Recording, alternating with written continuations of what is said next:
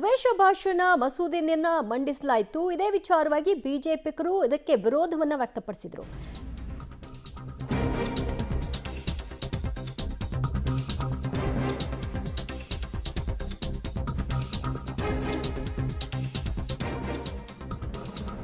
ದ್ವೇಷ ಭಾಷಣ ವಿಧೇಯಕದ ವಿರುದ್ಧವಾಗಿ ಬಿಜೆಪಿಗರು ಅಸಮಾಧಾನವನ್ನ ವ್ಯಕ್ತಪಡಿಸಿದ್ದಾರೆ. ಬಿಲ್ಗೆ ಒಪ್ಪಿಗೆಯನ್ನ ಕೊಡಲ್ಲ ಅಂತ ಹೇಳಿದ್ದಾರೆ. ಇದನ್ನ ಮತಕ್ಕೆ ಹಾಕಬೇಕು ಅನ್ನೋದು ಕೂಡ ಬಿಜೆಪಿ ನಾಯಕರ ಆಗ್ರಹವಾಗಿದೆ. ವಿಧಾನಸಭೆಯಲ್ಲಿ ದ್ವೇಷ ಭಾಷಣ ಪ್ರತಿಬಂಧಕ ಬಿಲ್ ಮಂಡನೆ ಆಯಿತು. ದ್ವೇಷ ಭಾಷಣ ಪ್ರತಿಬಂಧಕ ಬಿಲ್ ಮಂಡಿಸಿದ್ರು ಗೃಹ ಸಚಿವ ಪರಮೇಶ್ವರ್ ಅವರು. ಈ ಬಿಲ್ ಮಂಡನೆ ಆಗ್ತಿದ್ದ ಹಾಗೆ ನಮ್ಮ ವಿರೋಧ ಇದೆ, ಇದಕ್ಕೆ ನಾವು ಯಾರು ಕೂಡ ಒಪ್ಪಲ್ಲ, ಇದನ್ನ ಮತಕ್ಕೆ ಹಾಕಬೇಕು ಅನ್ನುವಂತಹ ಕೂಗನ್ನ ಬಿಜೆಪಿ ನಾಯಕರು ವ್ಯಕ್ತಪಡಿಸಿದ್ದಾರೆ. ಇದರ ಉದ್ದೇಶ ಏನು? ಪ್ರತಿಯೊಂದು ಮಾತಿಗೂ ಕೂಡ ವಿನಾಕಾರಣ ಕೇಸ್ ಹಾಕುವಂತಹ ಇಂಟೆನ್ಷನ್ ಕಾಣಿಸ್ತಾ ಇದೆ ಅನ್ನೋದು ಅವರ ಮಾತು.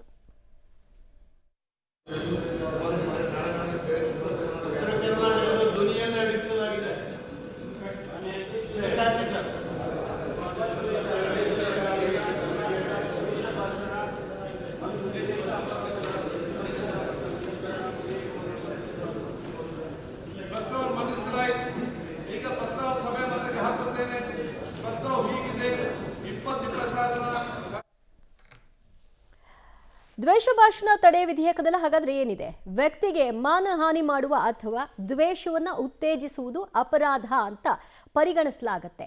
ಯಾರನ್ನೇ ತೇಜೋವಧೆ ಮಾಡೋದಕ್ಕೆ ಯಾರಿಗೂ ಕೂಡ ಹಕ್ಕಿರಲ್ಲ. 3 ವರ್ಷಗಳ ಕಾಲ ಇದಕ್ಕೆ ಶಿಕ್ಷೆಯನ್ನು ಅನುಭವಿಸಬೇಕಾಗತ್ತೆ. ಜೊತೆಗೆ 5,000 ದಂಡವನ್ನ ತೆತ್ತಬೇಕಾಗತ್ತೆ, ಅದು ಸಾಬೀತಾದಂತಹ ಸಂದರ್ಭದಲ್ಲಿ.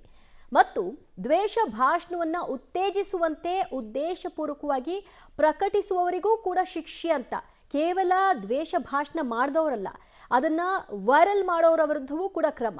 ದ್ವೇಷ ಭಾಷಣ ಪ್ರಸಾರ ಮಾಡುವ ವಾಹಿನಿಗಳು, ಸಾಮಾಜಿಕ ಮಾಧ್ಯಮಗಳು ಕೂಡ ಇದಕ್ಕೆ ಹೊಣೆಗಾರರಾಗ್ತಾರೆ. ಅವರನ್ನು ಕೂಡ ಈ ವ್ಯಾಪ್ತಿಗೆ ತರಲಾಗುತ್ತೆ. ದ್ವೇಷ ಭಾಷಣ ತಡೆ ವಿಧೇಯಕದಲ್ಲಿರ್ತಕ್ಕಂತಹ ಅಂಶಗಳು ಇವೆಲ್ಲವೂ ಕೂಡ.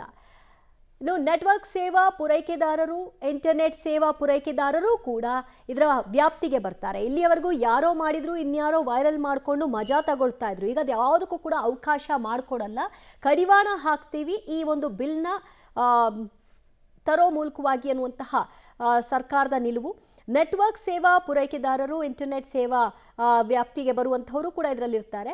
ವ್ಯಕ್ತಿಗೆ ಮಾನಹಾನಿ ಮಾಡುವ ಅಥವಾ ದ್ವೇಷವನ್ನು ಉತ್ತೇಜಿಸುವುದು ಅಪರಾಧ ಅಂತ ಓವರಾಲ್ ಆಗಿ ಕನ್ಸಿಡರ್ ಮಾಡಲಾಗ್ತಿದೆ. ಇದಕ್ಕೆ ಶಿಕ್ಷೆ ಏನು ಮತ್ತು ಇದರ ದಂಡ ಏನು ಅನ್ನೋದನ್ನು ಕೂಡ ಈಗಾಗಲೇ ನಿಗದಿಪಡಿಸಿದ್ದಾರೆ. ಸಾಮಾನ್ಯವಾಗಿ ಸೋಷಿಯಲ್ ಮೀಡಿಯಾಗಳಲ್ಲಿ ಎಲ್ಲೇ ಆಗಲಿ ಈ ಥರದ ದ್ವೇಷ ಭಾಷಣಗಳನ್ನು ಸಹಜವಾಗಿ ಹರಿಬಿಡಲಾಗ್ತಾ ಇತ್ತು. ಅದರ ಲಾಭ ನಷ್ಟಗಳನ್ನು ಕೆಲವರು ಪಡ್ಕೊಳ್ತಾ ಇದ್ರು. ಇದನ್ನೆಲ್ಲಕ್ಕೂ ಕೂಡ ಬ್ರೇಕ್ ಹಾಕಬೇಕು ಅನ್ನೋದು ಸರ್ಕಾರದ ಉದ್ದೇಶ ಆಗಿದೆ. ಆ ಕಾರಣಕ್ಕಾಗಿ ಇವತ್ತು ಸೆಷನ್ನಲ್ಲಿ ಈ ಬಿಲ್ಲನ್ನು ಮಂಡಿಸಿದ್ದಾರೆ.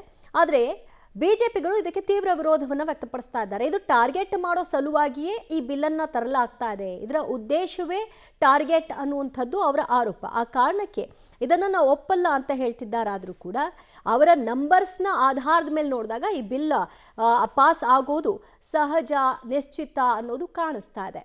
ಸೊ ಆ ಪ್ರಕಾರವಾಗಿ ಮುಂದಿನ ದಿನಗಳಲ್ಲಿ ಯಾರನ್ನೇ ಹರ್ಟ್ ಮಾಡುವಂತಹ ಅಥವಾ ಯಾವುದೇ ಧರ್ಮ ಸಮುದಾಯವನ್ನು ನಿಂದಿಸುವಂತಹ ಕೆಲಸಗಳನ್ನು ಮಾಡೋರು ಶಿಕ್ಷೆಗೆ ಗುರಿ ಆಗ್ತಾರೆ. ಅದು 3 ವರ್ಷಗಳ ಕಾಲ ಶಿಕ್ಷೆ ಇರುತ್ತೆ, 5,000 ದಂಡವನ್ನು ಕೂಡ ತೆತ್ತಬೇಕಾಗತ್ತೆ.